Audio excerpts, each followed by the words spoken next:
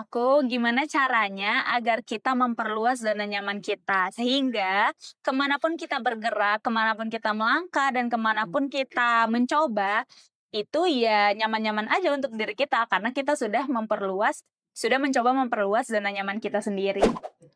Aku tuh tidak bisa terlepas dengan yang namanya tidur. Jadi iya, kadang ada orang yang emang dia bisa nggak tidur dulu gitu loh. Misal ada nih satu tugas, terus dia harus mengerjakan itu walaupun sampai larut malam. Ada orang yang bisa kayak gitu kan. Baru dia setelah selesai itu baru dia tidur. Tapi aku tuh tipe orang yang kalau udah jamnya tidur ya emang harus tidur. Mau sebanyak apapun tugasnya.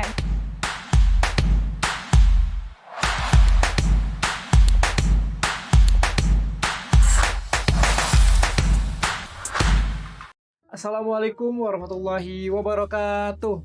Halo Matelas, kembali lagi di Himateka Podcast episode kedua. Kali ini kita kedatangan tamu yang sangat spesial. Namanya adalah Tenambul. Halo. Dan hari ini kita akan membahas tentang self awareness. Sebelum itu, kita perkenalan dulu Matelas bersama pemateri kita, yaitu Teh Nabul. Coba Teh Nabul, boleh perkenalan diri dong? Oke, terima kasih Hilman. Halo Marvelas, perkenalkan nama aku Nabila Ulfa dan saat ini aku sedang menjalankan aktivitas sebagai mahasiswa semester akhir, yaitu semester 7 yang pastinya di pendidikan matematika. Iya. Ya, itu dia ya Matelas, perkenalan dari pemateri kita. Nah, mungkin tanpa berlama-lama lagi, kita akan membahas tentang self-awareness. Nah, sebelum itu, mungkin ada banyak pertanyaan dalam pikiran saya gitu ya. Salah satunya pertanyaan mengenai self-awareness. Nah, pertanyaannya itu bagaimana cara self-awareness ini membantu kita dalam mengelola gitu stres dan kecemasan dalam kehidupan sehari-hari. Nah, menurut Teteh itu seperti apa gitu Teh? Oke, menurut aku self-awareness dalam mengelola stres dan kecemasan diri itu pasti sangat-sangat memiliki pengaruh ya. Karena ketika kita telah memiliki self-awareness itu atau kesadaran diri terhadap diri sendiri, apa yang kita mampu, apa yang kita tidak mampu, itu kita lebih mudah untuk mengelola kecemasan dalam diri kita sendiri. Mau setenang apapun seseorang, pasti ada yang namanya cemas juga dalam dirinya sendiri. Dan bagaimana cara kita untuk mengontrolnya itu kembali lagi kepada diri sendiri gitu kan. Nah, disinilah peran self-awareness itu terjadi.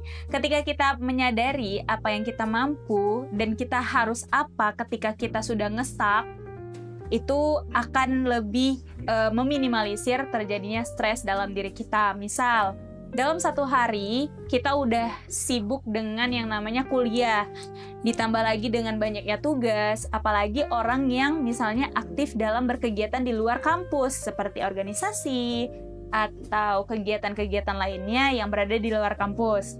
Pastinya kan lebih banyak lagi kegiatannya gitu kan.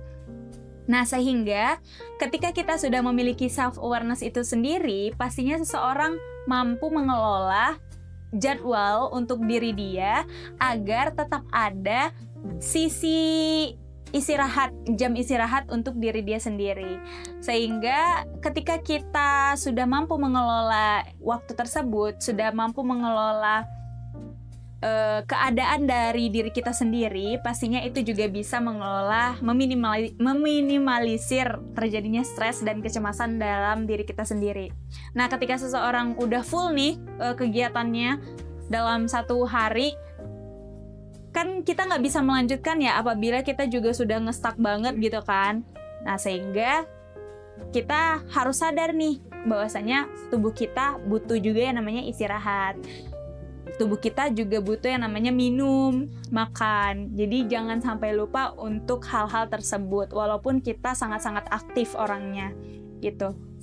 Jadi dengan adanya itu aku yakin pasti bisa lebih mengelola stres itu sendiri sih. Karena misal kita udah istirahat nih berapa jam. Misal kita udah menentukan, oke, kayaknya tubuh aku udah capek hari ini, walaupun ini masih jam 12 siang misalnya gitu. Kayaknya udah cukup sampai di sini dulu. Aku memutuskan untuk 1 jam istirahat terlebih dahulu, makan, minum, istirahat, memberikan nafas untuk diri sendiri. Selanjutnya, untuk 2 jam ke depan, aku akan memulai aktivitas kembali. Nah, itu pasti bisa lebih mengatur sisi cemas untuk kita melakukan kegiatan selanjutnya dan stres yang berkepanjangan gitu sih. Makanya kenapa self-awareness itu sangat-sangat penting untuk diri kita. Gitu. Nah, bener juga ya Matelas, jawaban dari Teh Nabula tadi, bahwa self-awareness itu sangat penting memang, dan juga kita harus mengelola stres dan juga kecemasan. Nah, mungkin ngomong-ngomong gitu ya, mengenai self-awareness tidak jauh gitu ya Teh dari rasa syukur juga gitu. Betul. Tentunya ada salah satu pertanyaan yang memang tersendat dalam pikiran aku gitu Teh. Apa tuh? Nah, pertanyaannya itu gitu kayak, apa sih gitu satu kebiasaan kecil yang paling disyukuri hari ini gitu, kayak apa sih maksudnya, sebetulnya pertanyaannya gitu ya, apa sih salah satu kebiasaan kecil gitu yang paling Teteh syukuri gitu, karena membuat harimu menyenangkan gitu, yang membuat harimu lebih baik gitu, kebiasaan kecil. Kebiasaan kecil yang membuat hariku menjadi lebih baik ya. Aku tuh tidak bisa terlepas dengan yang namanya tidur. Jadi iya, kadang ada orang yang emang dia bisa nggak tidur dulu gitu loh. Misalnya ada nih satu tugas, terus dia harus mengerjakan itu walaupun sampai larut malam. Ada orang yang bisa kayak gitu kan. Baru dia setelah selesai itu baru dia tidur. Tapi aku tuh tipe orang yang kalau udah jamnya tidur ya emang harus tidur. Mau sebanyak apapun tugasnya. Jadi misal jam 10 emang waktunya udah ngantuk gitu ya, itu harus aku tidurkan dulu. Tapi kalau emang ada tugas yang mepet, itu aku kayak bisa janji sama diri aku sendiri, oke, aku akan tidur beberapa jam. Jam 2 aku akan bangun lagi untuk melaksanakan tugas ini atau melanjutkan tugas ini gitu. Jadi kebiasaan kecil aku adalah aku tidak bisa melepaskan yang namanya tidur sejenak atau istirahat sejenak. Itu sih kebiasaan kecil aku. Mau sepadat apapun jadwal aku akan tetap memprioritaskan tubuh aku untuk istirahat. Itu kebiasaan kecil aku. Jadi misalnya mau sehektik apapun di siang hari, siangnya aku harus ada waktu untuk leha-leha gitu, walaupun itu cuma setengah jam atau memejamkan mata sejenak gitu. Itu sih kebiasaan kecil yang aku miliki agar hariku menjadi lebih baik. Kenapa? Karena kalau misalnya aku itu ngantuk, aku menyadari bahwasanya ketika aku ngantuk atau lelah yang berlebih itu malah membuat mudah stres yang akhirnya itu tuh mengarah pada emosi, bisa mudah marah, mudah cemas, mudah nangis gitu. Jadi harus itu terus yang aku kelola. Itu sih. Iya Teh, yang ngomongin emang self awareness itu tidak jauh dari zona nyaman kita. Itu dalam kehidupan sehari-hari, zona nyaman itu apa ya? Zona nyaman tuh emang kayak cermin dari diri kita sendiri gitu. Aku pengen nanya juga gitu. Coba deh Teteh ceritakan gitu, kayak kapan terakhir kali Teteh itu keluar dari zona nyaman, dan apa yang Teteh rasakan ketika keluar dari zona nyaman tersebut. Boleh diceritakan Teh? Oke. Kapan terakhir kali aku keluar dari zona nyaman? Sebenarnya cukup sering aku keluar dari zona nyaman, karena emang aku suka tantangan. Jadi apapun dalam hidup aku yang menurut aku itu takut tapi bisa aku lakukan, itu aku cobain gitu. Jadi ya cukup sering sih aku keluar dari zona nyaman. Tapi sebenarnya untuk kata-kata keluar dari zona nyaman ini kurang pas gitu ya menurut aku, karena kalau kita udah berada di zona nyaman kenapa kita harus keluar? Nah, tapi dalam pemahaman aku, gimana caranya agar kita memperluas zona nyaman kita, sehingga kemanapun kita bergerak, kemanapun kita melangkah, dan kemanapun kita mencoba, itu ya nyaman-nyaman aja untuk diri kita, karena kita sudah mencoba memperluas zona nyaman kita sendiri.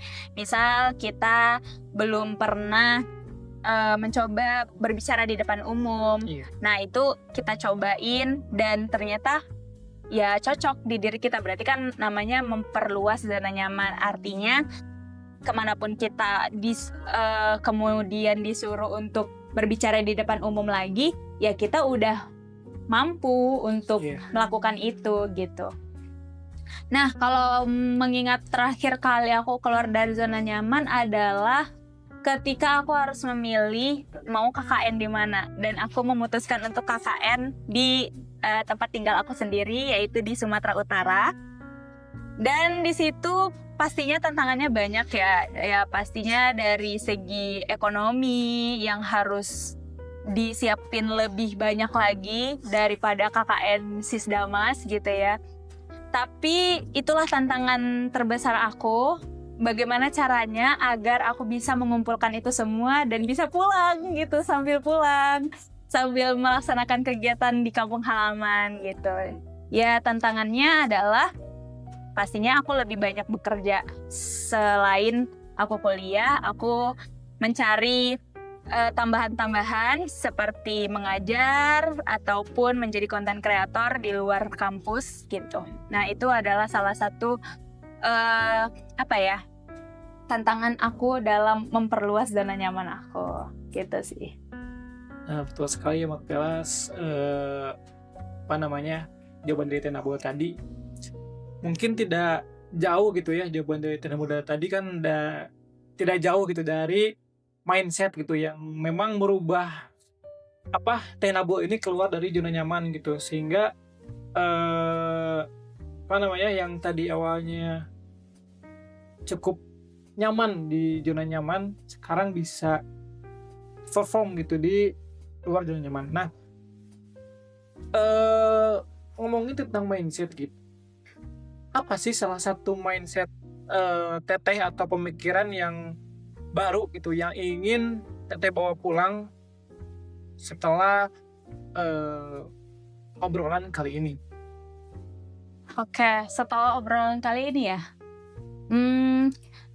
mindset yang selalu aku bawa adalah jangan pernah takut untuk mencoba dan jangan pernah bilang gak bisa. Karena ucapan kita itu, ketika kita berucap, itu langsung terdengar oleh telinga kita dan langsung diserap oleh pemikiran kita. Sehingga ketika kita bilang gak bisa, otomatis langsung tercerna bahwasanya emang kita gak bisa.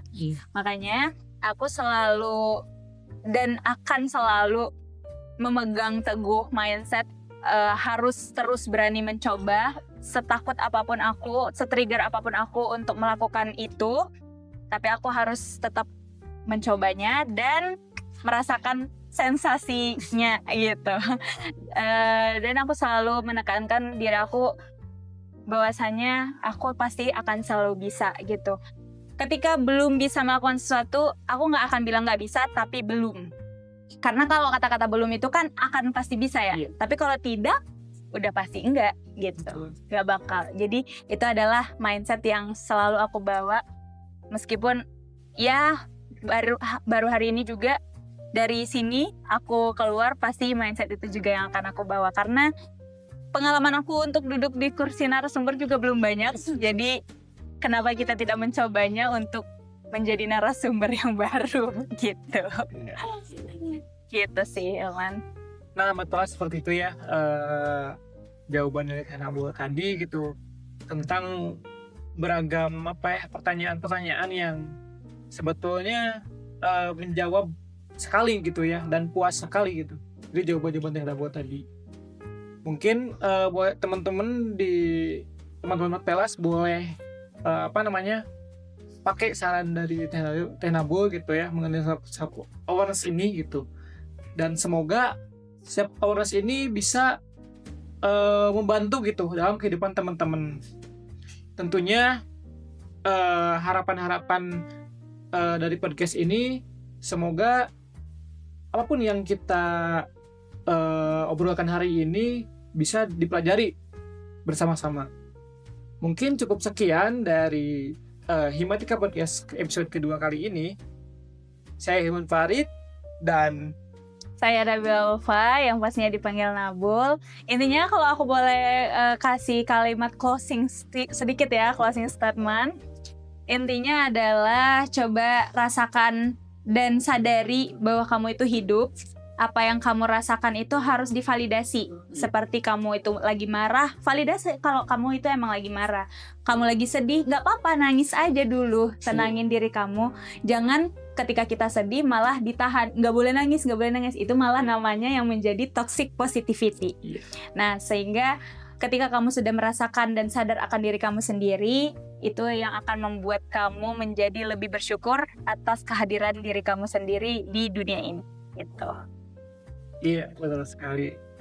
Ya, Teh Nabul, terima kasih gitu ya. Terima atas, kasih banyak.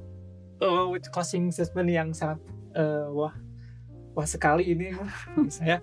Mungkin Matpelas cukup sekian gitu ya podcast kali ini, dan jangan lupa nantikan lagi episode Himatika Podcast selanjutnya. Mungkin cukup sekian. Ulang.